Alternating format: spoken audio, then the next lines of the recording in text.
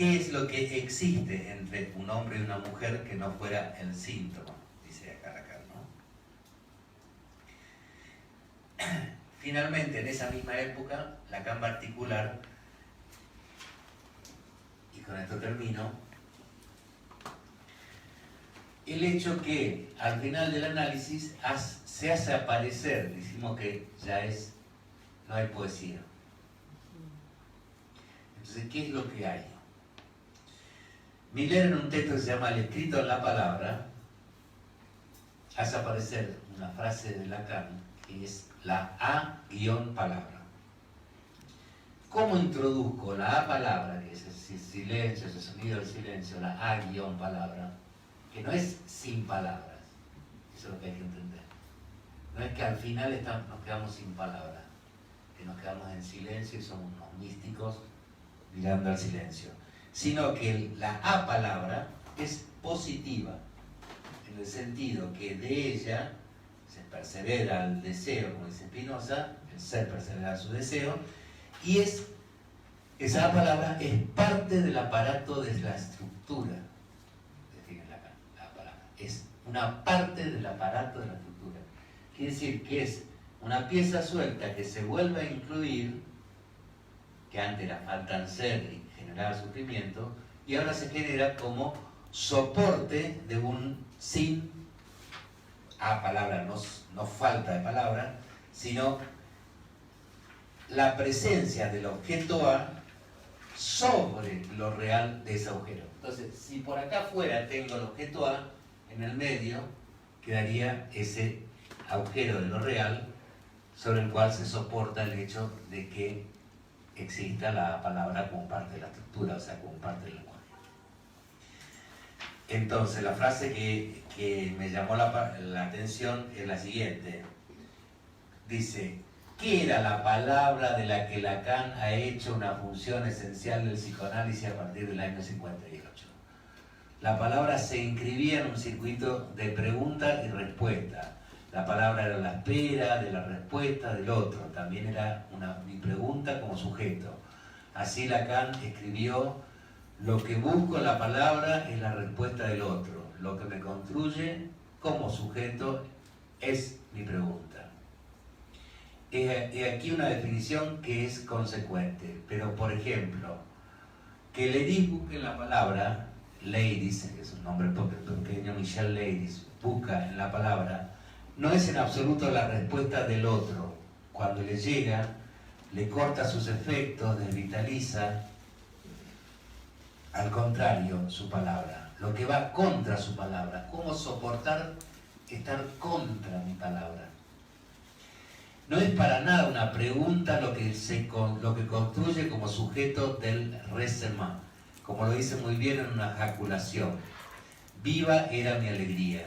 En el nivel en que captamos el raisonnement es que para nada la cuestión de la palabra sería tomada en el circuito de la pregunta y la respuesta. ¿Qué pasa cuando la palabra ya no es ni pregunta ni respuesta?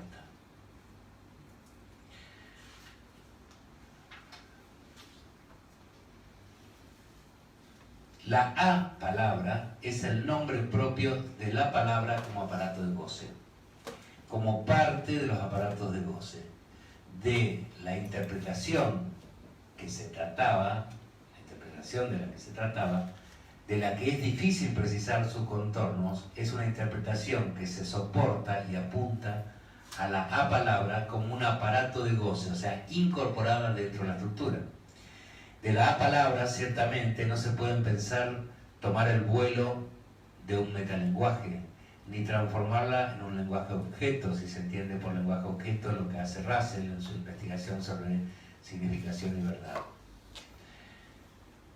Nos detuvimos entonces en el borde. Eso me pasa a menudo, dice Miller.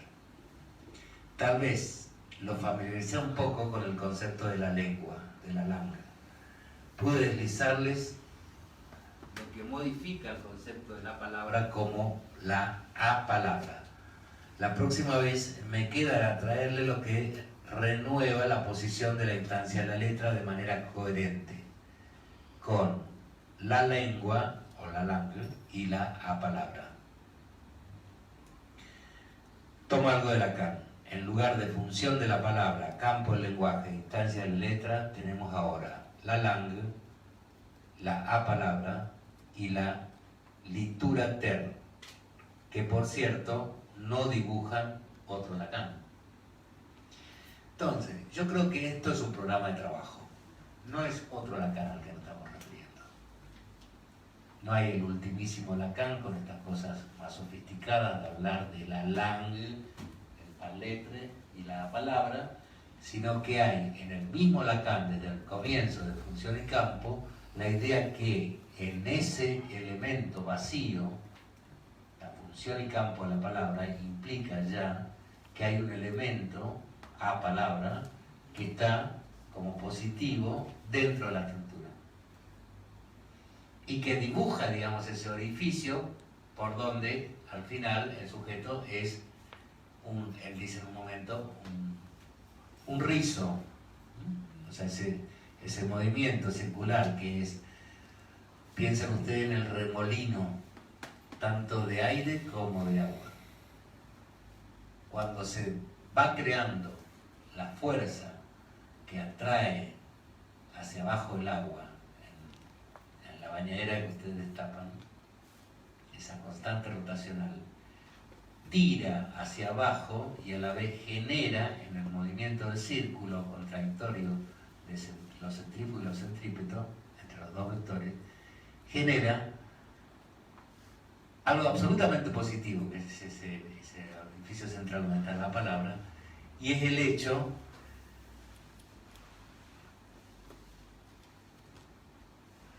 que si decimos que se sostiene el ser hablante sobre la lengua, indudablemente seguimos hablando. Lo interesante de todo esto es que para Lacan el hecho de incorporar dentro de la estructura la palabra como un sonido de silencio activo, lo que está diciendo es no hay ya inercia de lo pulsional. Y es la única cura que puede prometer un analista. Que la inercia pulsional tenga esa contradicción que genera un efecto sobre el cual hay que sostenerse. Esa es la diferencia. Bueno, ¿qué dice? Bueno, en realidad iba a subrayar algunas cosas ya dichas, pero con esto que decías de pensar un programa para el año que viene, me acordé de lo que planteabas en este sentido de no un primer Lacan y otro, que podemos encontrar desde el inicio en Función y Campo, como está también el que todo no puede ser dicho, pero vos hablabas en la reunión que tuvimos sobre la organización de las jornadas en Buenos Aires de tres momentos, estaba buscando ahora, en Lacan como tres momentos donde podemos ubicar el intervalo, que el intervalo no estaría en esto final, tres momentos o tres tiempos, donde vos hablabas, pensando en este programa para el año que viene, vos decías, bueno, hay un intervalo llegado a un binario, que al principio está, la referencia es la dialéctica de Hegel, esta relación del sujeto al otro, que vos acá también la nombrás, como, con esto que citabas de Miller, de la respuesta y la pregunta, como mi deseo determinado por la relación al otro, el deseo es el deseo del otro, y bueno, como un primer binario y un intervalo, un segundo momento ubicado a la altura del seminario 11, donde el intervalo entre los significantes, entre el intervalo de los significantes está el sujeto, pero también está el objeto, ¿no? Está la alienación del sujeto entre esos dos significantes y el objeto en la alienación. O sea, acá ya más claramente aparece ligado al costado del objeto que en relación al primer binario está como deseo podemos pensarlo, habría que ver. Y el tercero, justamente el del parletre y la lengua, a mí ahora sí, esto me pareció novedoso de estos dos reales, distinguir entre el real pulsional, ligado al organismo y a los orificios del cuerpo, y este otro real que lo produce esta misma constante rotacional del lenguaje, ¿no? Las vueltas dichas. Y lo otro que me pareció novedoso es que en estas vueltas dichas no se trataría en un fin de análisis de quedarse en esa inercia, girando, sino que tiene que haber una respuesta que ya no es la de los objetos pulsionales, ¿no? El pelo o el semblante del objeto pulsional, sino otro tipo, esto que no sé si está bien, pero en principio se puede llamar, con Milena lo llamaba como la palabra, ¿no? Este aparato como modo de goce, que creo que también se puede pensar el escabel, bueno, pero no ligado a la función que eso también me pareció novedoso, en lo que venimos, o lo que uno viene escuchando o leyendo. Esto es señalar algunas cosas, lo que dijiste, ¿no? No le agrego algo. Claro. Entonces, lo que estás aislando como tres tiempos. En realidad, lo que tenemos que ver es si Lacan, digamos, en bloque, vamos a tomar en el sentido de que Lacan de interrupción sobre la transferencia, donde aparece la intersubjetividad, donde aparecen los sujetos, digamos, que tomando hegelianamente la dialéctica del amo y el esclavo implica que entre un sujeto y otro hay una conciencia que va avanzando en un saber hacia la verdad. Entre ese Lacan dialéctico hegeliano, digamos, que contempla que no hay un saber sobre la verdad ya al final,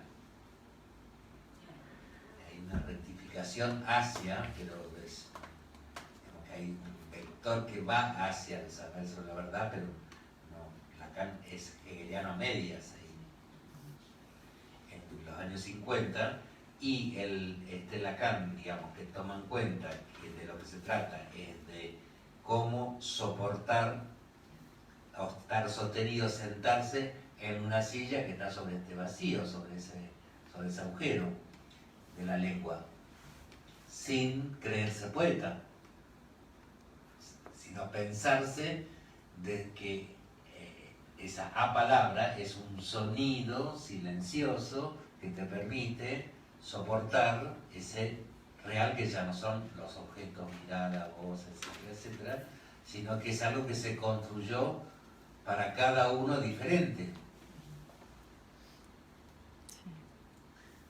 Entonces ese real, digamos, del agujero no es por donde Lacan dice en un momento, hay que saber pasar por el buen agujero de cada uno. Realmente no se trata ya de los orificios del cuerpo, los orificios funcionales, sino del punto donde cada uno se queda sin palabras. ¿Cómo puedes vivir en ese límite de lo imposible decir? Cine, vamos a ser criollos acá, sin ir contra sí mismo, digamos, sin volverse un resto uno.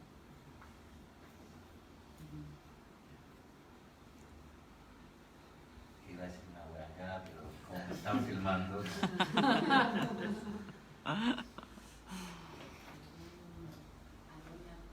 intervención, pregunta, comentario? Sí.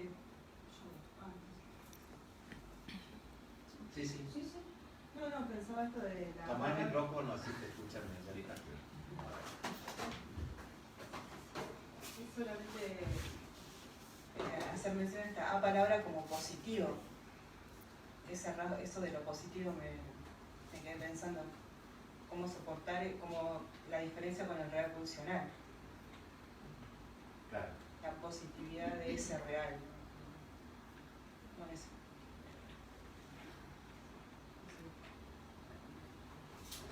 Sí, quedé pensando que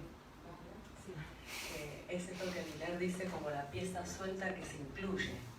Eso también me pareció muy novedoso. Como la palabra es la pieza suelta de lo real que se incluye. Claro. Claro, que está en la estructura. O sea, hablamos con un elemento que es la palabra. O sea, hablamos desde ese punto de real que no podemos nombrar.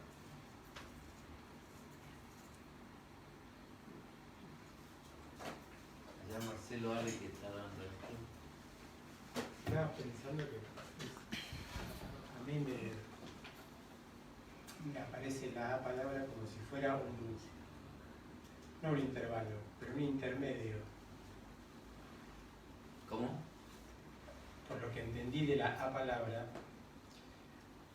decía que no me aparece como un intervalo, sino como un intermedio entre el lenguaje,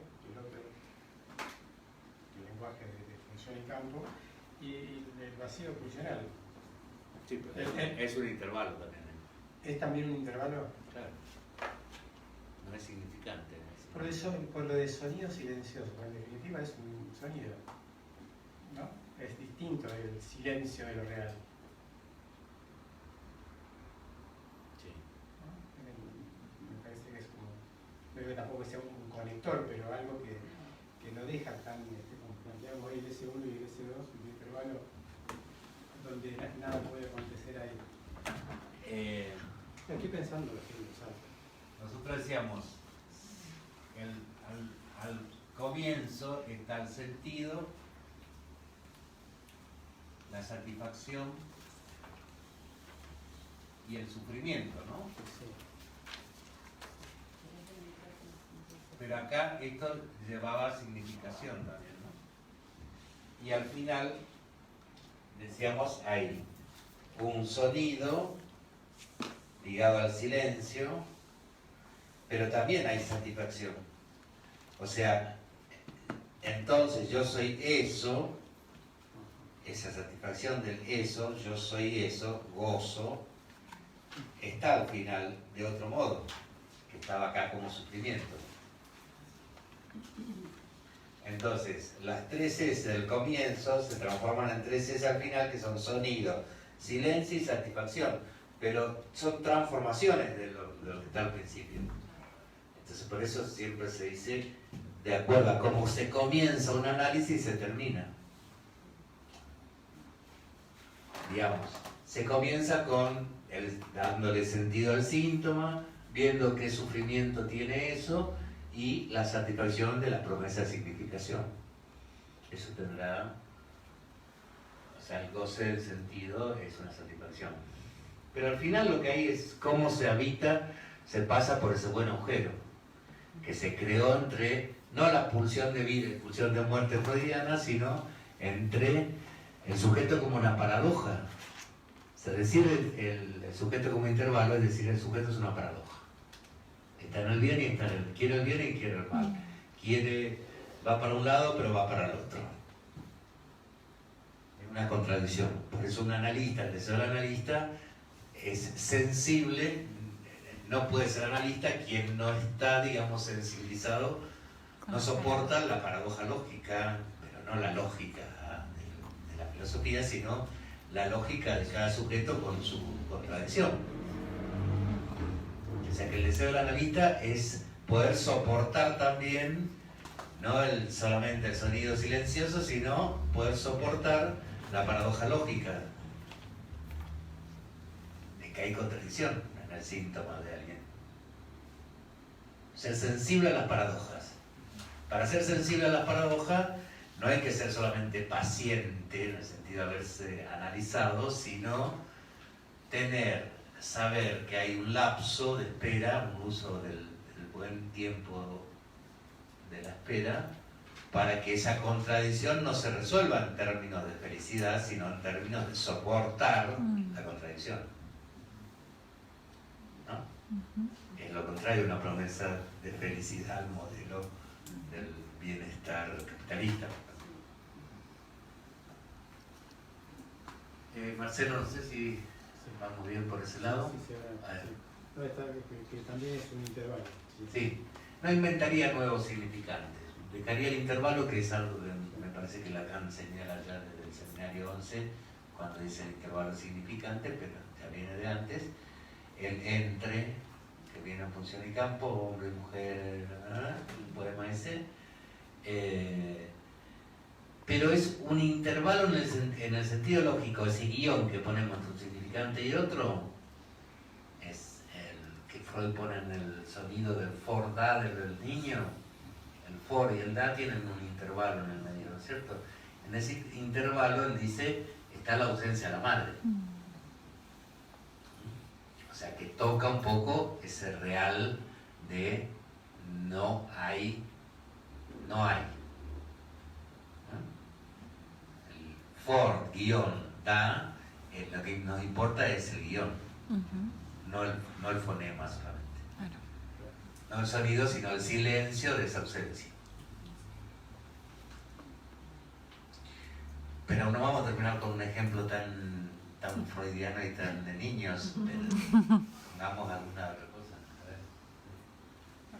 ver. No, una pregunta que fue el final, pero vos decías, esa inercia funcional no puede quedar el sujeto identificado a eso, sino que tiene que haber un efecto. Pero ese efecto no sería un efecto de sentido, ¿no? Espérate que no se te escucha. No, digo que El aire.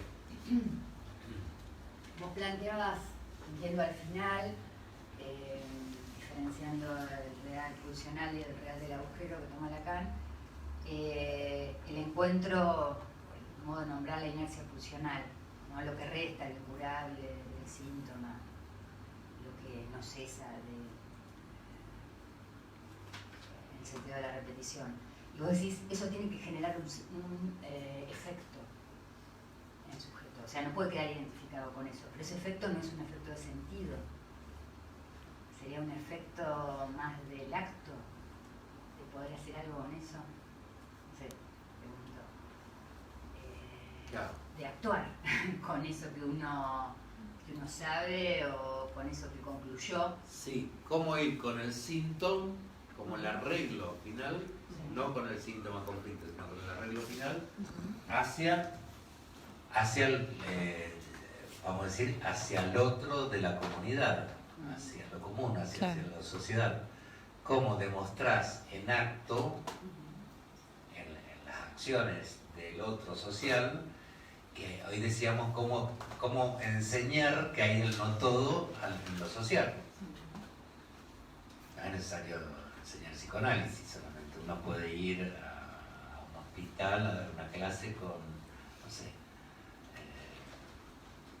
asistentes de salud, digamos, y contarle que no van a saber todo.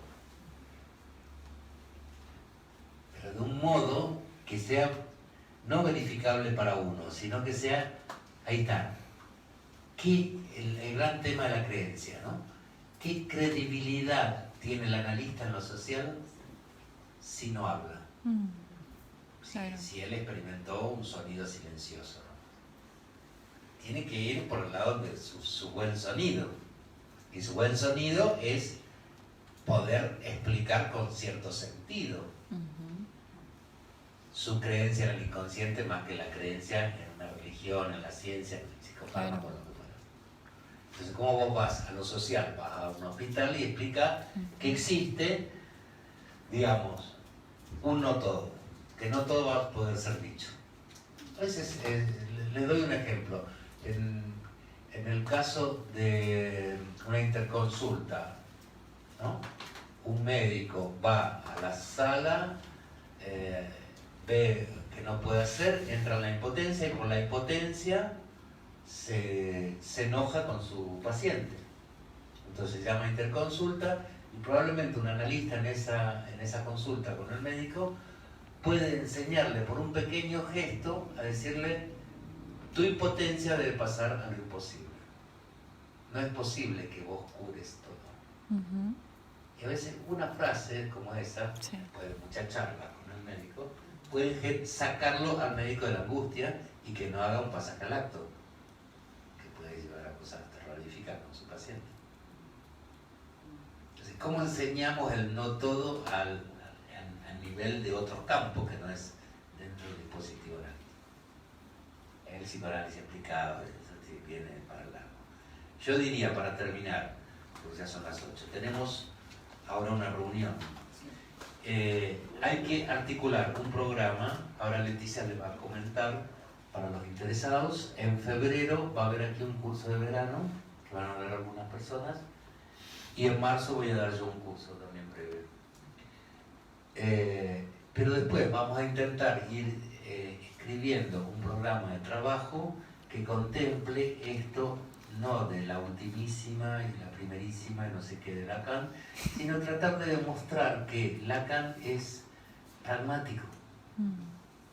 Hay nosotros lo llamamos pragma por algo, porque hay una acción, digamos, una pragmática, un modo de funcionar que permite que los analistas sean no inútiles, como se decía hoy, sino que en la escucha tiene una función social que muchas veces debe ser valorada por otros cánones que no son la medición, la energía de la evaluación que te mide a ver si vos curás a la gente en términos del engaño, de una felicidad, ¿no? Pero que sí que hay una pragmática del psicoanálisis. Miller decía en un librito que se llama El deseo de Lacan que la pragmática de Lacan era la pragmática en el sentido de lo útil, lo práctico, lo utilizable, pero también el accionar está íntimamente ligado al hecho que había un deseo de, como dice Spinoza, perseverar, pero un deseo de durar a pesar del fracaso. Es decir, ¿cómo hacer para no caer en la impotencia que lleva al odio, que lleva a la mala praxis, que lleva digamos, a la ruptura del lazo social? La impotencia produce eso, produce odio, produce más ignorancia, a demostrar que hay un límite lógico que se llama imposible de decir, donde hay palabras, o sea, hay cosas que no vamos a saber decirlas nunca, sobre el cual solamente hay un cierto sonido y que nos permite, sin embargo, vivir en ese imposible. ¿Cómo vivís con lo imposible? Para Freud tenía otra solución, cuando decía lo imposible, gobernar, psicoanalizar, educar, etc. Para Freud tenía otra resolución, que era hacerse creyente un poco del psicoanálisis, porque él estaba generando psicoanálisis. Hablábamos de la fundación de Mazota como solución, ¿no? Bueno, entonces, un programa que contemple la pragmática lacaniana. ¿Querés anunciarlo primero? Sí, la idea estamos armando. Va a haber un curso a partir del primer miércoles de febrero, los primeros los primeros y los únicos 4 miércoles de febrero, dura eso, un mes. Después estará el curso de Enrique y lo vamos a hacer con un grupo de docentes. Creo que dentro de la microscopía que tienen está un programa pensado, no lo tengo justo acá, pensado para el año que viene, no sé si lo vieron, donde, bueno, está... La hoja junta. Sí, es esta hoja adjunta donde está el equipo docente y la dirección de enseñanza, y la idea es el año que viene continuar con... O sea, está suelto, no está dentro de la microscopía con seminarios y cursos. Por favor, no se dispersen porque vamos a iniciar el programa.